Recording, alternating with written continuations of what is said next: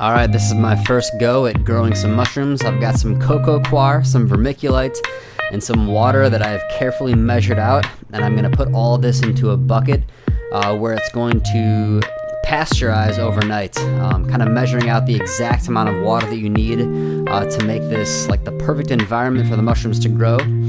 So this insulates overnight, and then the next day I'm opening up the bucket, mixing all of that substrate up, making sure that the water is nice and evenly incorporated, and then I am measuring out just about 3 parts substrate to 1 part grain spawn. So these are jars where I've had some mycelium colonizing for the last week or two, and that jar was just brown rice that I had par cooked a little bit to introduce moisture and break the grains down, and then I injected spores, which then took the jar over, creating what they call grain spawn.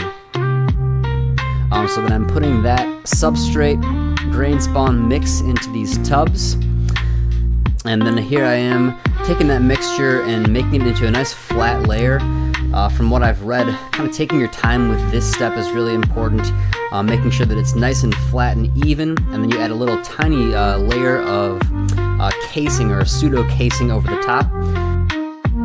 And this first tub I've lined with a garbage bag just to make the eventual harvesting easier and more cleanly. Some people say that it helps with avoiding side pins as well. Side pins would just be mushrooms that are growing along the side or the bottom of the tub. And this is the second shoebox that I'm filling up. I chose a few different types of shoeboxes. This one, as you can see, is a lot more clear than the first one, just because this is the first time I'm doing this and I wanted to play around with a few different variables, like frosted versus clear bins. And getting into my third jar here, you can see everything is nice and labeled with dates.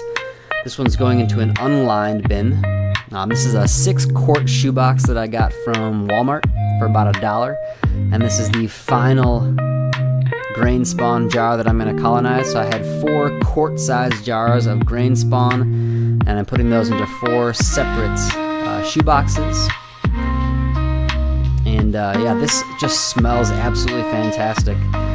I had read that using smell as an indicator of contamination was a great tool, but also just the smell when it's good is something you have to experience. It's really nice.